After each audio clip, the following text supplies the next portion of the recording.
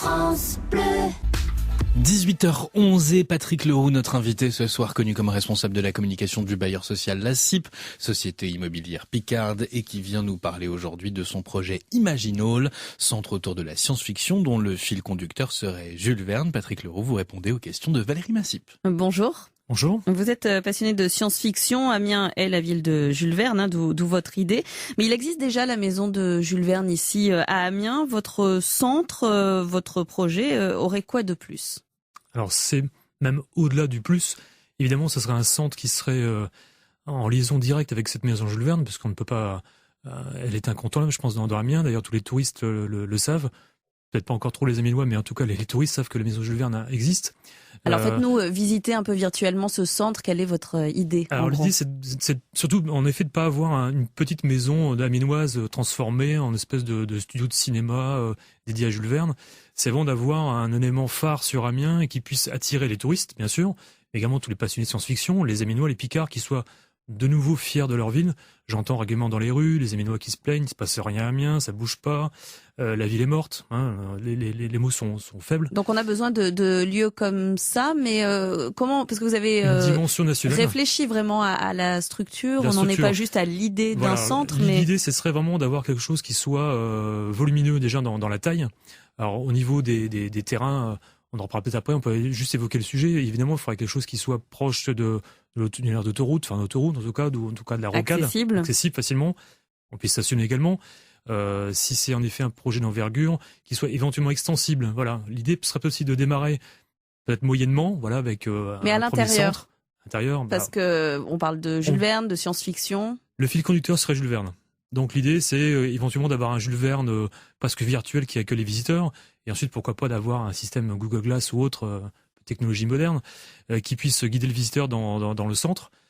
Dans ce grand hall qui serait dédié à la science-fiction, Jules Verne nous présenterait un petit peu tout ce qui se passe actuellement, tout ce qui est au niveau du cinéma, également au niveau des séries télévision. La littérature. La littérature, bien sûr, puisque c'est le point de départ, hein, de toute façon, toute science-fiction. Et il y aurait plusieurs espaces au sein de ce même centre. Tout à fait. Un espace dédié aux séries, comme je l'ai dit, aux séries télévisées, également...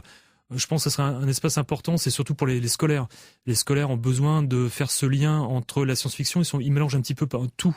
Là, quand ils regardent des films à la télévision, des séries, même des dessins animés sur la science-fiction, ils savent pas trop ce qui est vrai, ce qui est pas vrai. Donc ce centre se voudrait aussi interactif, justement pour ça, pour les guider un petit peu dans la science, dans la fiction, et remettre un petit peu dans le bon ordre tout ça, tout ce qui est réalisable, pas réalisable.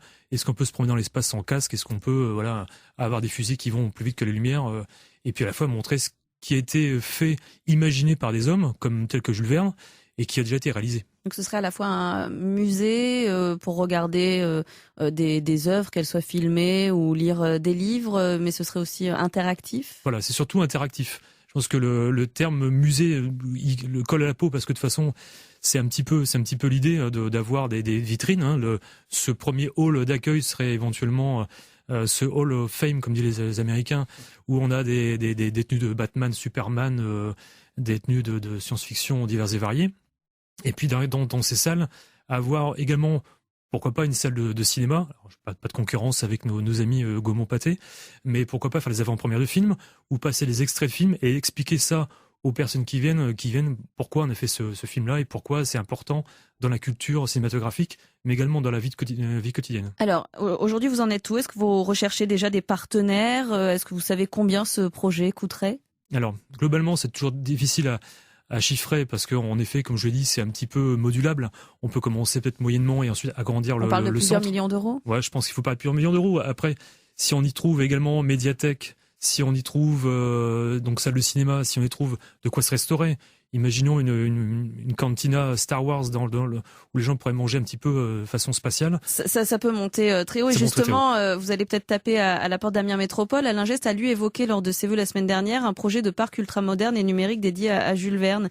Vous espérez coopérer avec lui ? J'en serais très heureux. Vous avez peur qu'il vous fasse concurrence ? Pas du tout. Non, au contraire. Je pense que l'idée est lancée. Depuis quelque temps, l'idée d'un parc Jules Verne est sur Amiens. Déjà en 2013, une autre personne avait lancé l'idée. Il y a eu d'autres idées. Donc vous espérez coopérer. Voilà, coopération avec la métropole, bien sûr, au contraire. Patrick Leroux, vous êtes notre invité. Vous venez nous parler de votre projet Imagine Hall, centre autour de la science-fiction, dont le fil conducteur serait le grand Jules Verne. Et vous allez maintenant répondre à une série de questions, soit par oui, soit par non. Les oui-non de Valérie Massif. Et vous voudriez être, du coup, Patrick Leroux, le directeur de ce musée de la science-fiction ? Dans un futur proche ou lointain, oui. Pour ce projet, vous allez faire appel au financement participatif où chacun peut mettre ce qu'il veut via Internet. C'est une idée qui est plus qu'à l'heure du jour, oui. Vous pensez qu'Amiens Métropole a les moyens de relancer son Institut du monde gothique et de financer aussi votre projet ? Monde gothique, non. Le mien, oui. Vous avez lu tout Jules Verne ? Pas tout, non, ce qui concerne la science-fiction. Par lequel faut-il commencer ? De la Terre à la Lune. De la Terre à la Lune. Patrick Leroux, vous êtes avec nous jusqu'à 18h30 sur France Bleu Picardie. France Bleu Picardie, première radio de la Somme. Dernière question pour vous, Patrick Leroux, la question bleue, question surprise. Quel est votre héros de fiction préféré ? Ah bah ça tombe bien. Ou de science-fiction ? De science-fiction. C'est de la fiction, la science-fiction. Oui. Science-fiction, c'est de la C'est science-fiction. encore plus que de la fiction. C'est vrai. J'aime beaucoup le style du personnage Iron Man. Pourquoi ça ?